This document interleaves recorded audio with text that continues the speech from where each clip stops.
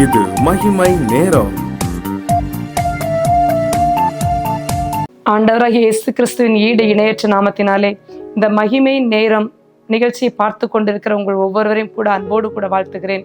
இந்த நாளிலும் கூட செய்திக்கு ஆதாரமாக எடுத்துக்கொண்ட வேத வசனம் யாத்திராகமம் 33:17 என் கண்களில் உனக்கு கிருபை கிடைத்தது, உன்னை பெயர் சொல்லி அழைத்து அறிந்திருக்கிறேன். உன்னை பெயர் சொல்லி அழைத்து அறிந்திருக்கிறேன். என் கண்களில் உனக்கு கிருபை கிடைத்தது. பெயர் சொல்லி அழைக்கிற கர்த்தர் நம்மேல் கிருபை உள்ளவராய் இருக்கிறார்.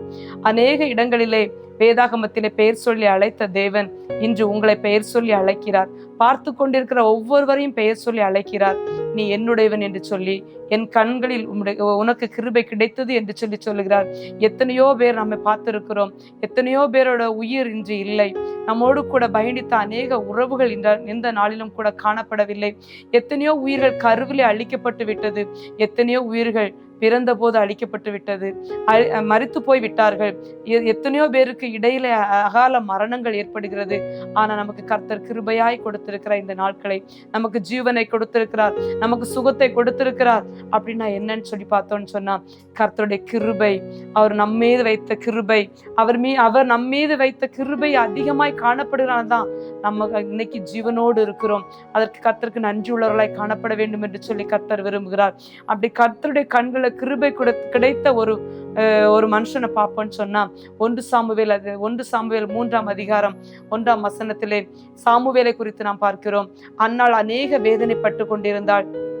குழந்தை இல்லையே என்று சொல்லி பெற்றெடுத்த குழந்தையை ஆலயத்திலே கொண்டு விட வேண்டும் என்பதற்காகத்தான் அன்னாளின் கற்பத்தை கர்த்தர் அடைத்திருந்தார். அவள் ஆலயத்திலே முறையிட்ட போது கர்த்தர் அவளுடைய கற்பத்தை திறந்தார். கர்த்தரை அடைத்து வைத்திருந்தார். கர்த்தரே திறந்தார். அந்த கற்பத்தை திறந்த போது பிள்ளை வளர்கிறது. பிள்ளை பெற்றெடுக்கிறாள். வளர்ந்த பிள்ளையானது ஆலயத்திலே விடப்படுகிறது.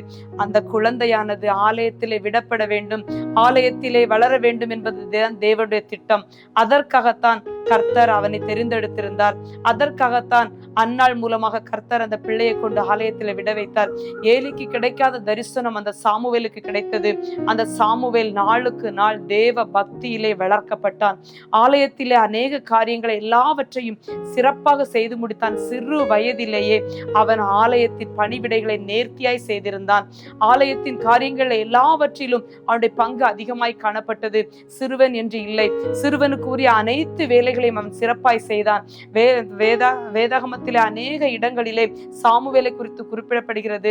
அந்த வேத வசனங்களின்படி பார்க்கும்போது சொன்னால், சாமுவேலானது ஆலயத்திலே வளர்க்கப்பட்டான் என்று சொல்லி, ஆலயத்திலே வளர்க்கப்படுகின்ற பிள்ளைகள், தேவனுடைய வார்த்தையின்படி வளர்க்கப்படுகின்ற பிள்ளைகள், தேவ சத்தத்தை கேட்கிற பிள்ளைகள் என்றைக்கும் தடுமாறி விழப்போறதில்லை. என்றைக்கும் தடமாற கர்த்தர் விடவே மாட்டார். அந்த வளர்க்கப்பட்ட பிள்ளையானது குறிப்பிட்ட நாட்களிலே அது தேவனுடைய சத்தத்தை கேட்கிறது. சிறு வயதாக இருந்தாலும் கூட இல்லை. ஆனால் 1 சாமுவேல் 3:1 முதல் ஒரு 3 முறை கர்த்தர் கூப்பிடுகிறார். அவனுக்கு யார் கூப்பிடுறார் என்றே தெரியவில்லை. தெரியாதபடிக்கு அவன் ஏலியிடம் போய் 3 முறையும் கேட்கிறான், நீர் கூப்பிட்டீரோ என்று சொல்லி. ஆனால் கர்த்தர் கூப்பிட்டதை நான் அறியாதபடினாலே 4வது முறை கூப்பிடுகிறார். அப்பொழுது ஏலி சொல்லி இருந்தார், அடியேன் கேட்கிறேன் என்று சொல்லு அப்படின்னு சொல்லி சொல்லும்படி. அப்போது அந்த நேரத்திலே கூட அந்த 4வது முறை கூப்பிடும்போது, கர்த்தாவே சொல்லும், அடியேன் கேட்கிறேன் என்று சொல்லி இந்த சாமுவேல் கர்த்தருடைய சத்தத்துக்கு ஒப்பு கொடுக்கிறான்.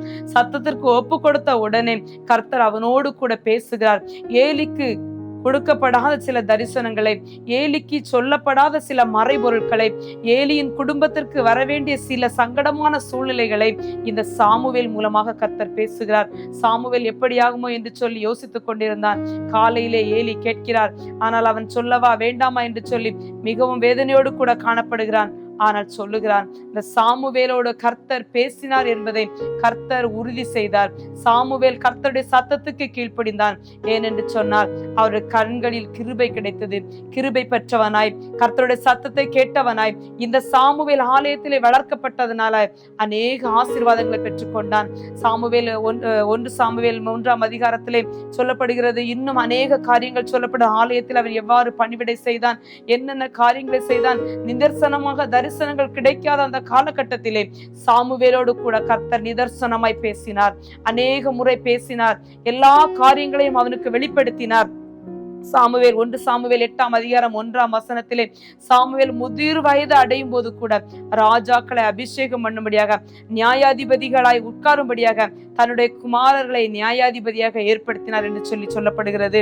அதே போல 1 சாமுவேல் 10 அதிகாரம் 1 இஸ்ரவேல் சமஸ்த இஸ்ரவேலுக்கும் ராஜாவாக சவுலை அபிஷேகம் பண்ணுகிறார். இப்படியாக அநேக ராஜாக்களை அபிஷேகம் பண்ணும்படியான பாக்கியத்தை பெற்றிருந்தார். எதற்காக? கர்த்தருடைய கண்களில் கிருபை கிடைத்தது.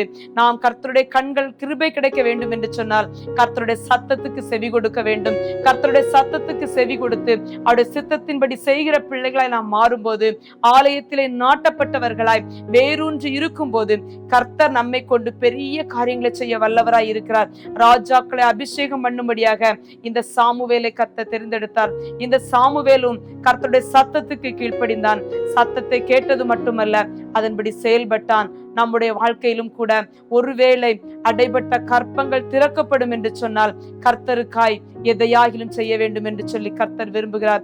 நம்முடைய வாழ்க்கையிலும் கூட சில பிரச்சனைகளை, சில போராட்டங்களை, சில ஒரு மனமடிவான காரியங்களை நம்முடைய காரியத்திலே வைத்திருப்பார் என்று சொன்னால் ஒரு மிகப்பெரிய ஆசீர்வாதம் பின்னாடி காணப்படுகிறது என்று சொல்லி தேவ பிள்ளைகள் அறிந்து கொள்ள வேண்டும். அவருடைய சத்தத்தை கேட்க வேண்டும். நான் சொல்லும் அடியேன் கேட்கிறேன் என்று சொல்லி சாமுவேல் சொன்னது போல கர்த்தாவே சொல்லும் என்று சொல்லி அன்னுதினம் வேத வசனத்திலும் ஜெபத்திலும் ஆலய காரியங்களிலும் உறுதியாய் தரித்திருக்கும் போது தேவன் நம்மை கொண்டு என்ன திட்டம் வைத்திருக்கிறாரோ அதை செய்ய வல்லவராய் இருக்கிறார். ஏற்ற வேளையிலே அவர் நிறைவேற்றி முடிப்பார்.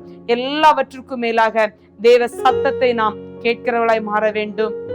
அதன்படி செய்கிறவர்களாய் மாற வேண்டும். எப்பேற்பட்ட பிரச்சனையாக இருந்தாலும் கர்த்தர் அதை தீர்க்க வல்லவராய் இருக்கிறார். கர்த்தர் நேர்த்தியாய் செய்ய வல்லவர்.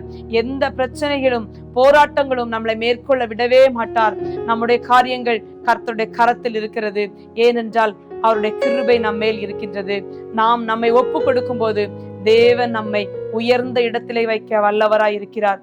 நம்முடைய காரியத்தை கர்த்தர் ஜெயமாய் மாற்ற வல்லவராய் இருக்கிறார். அன்புள்ள பரம தகப்பனே, இந்த நேரத்திலும் கூட தகப்பனே, சாமுவேலை போல தகப்பனே நாங்கள் மாற வேண்டும் என்று சொல்லி ஆண்டவரை இந்த இடத்துல அர்ப்பணிக்கிறோம் அப்பா. சாமுவேல் ஆலயத்திலே வளர்க்கப்பட்டான் அப்பா. நாங்களும் ஆண்டவர் உம்முடைய வேத வசனத்திலே, ஆண்டவர் உம்முடைய வார்த்தையிலே, உம்முடைய சித்தத்தின்படி நடக்கிற பிள்ளைகளாய் மாறும்போது தேவ திட்டத்தை நிறைவேற்ற தேவன் எங்களை கொண்டு என்ன சித்தம் வைத்திருக்கிறீரோ அதை செய்ய நாங்கள் ஒப்பு கொடுக்கிறோம் என்று சொல்லி இதை கேட்டுக்கொண்டு ஜெபிக்கிற ஒவ்வொரு பிள்ளைகளுடைய வாழ்க்கையிலும் அப்பா ஒரு நிறைவான சமாதானத்தையும் சந்தோஷத்தையும் மகிழ்ச்சியும் கொடுப்பீராகப்பா. தடைபட்ட காரியத்திலே ஒரு ஜெயத்தை கொடுப்பீராக, பலப்படுத்துவீராக, ஆசீர்வதிப்பீராக. துதி கன மகிமை எல்லாம் உமக்கு செலுத்துகிறோம். இயேசுவின் ஜெபிக்கிற நல்ல பிதாவே.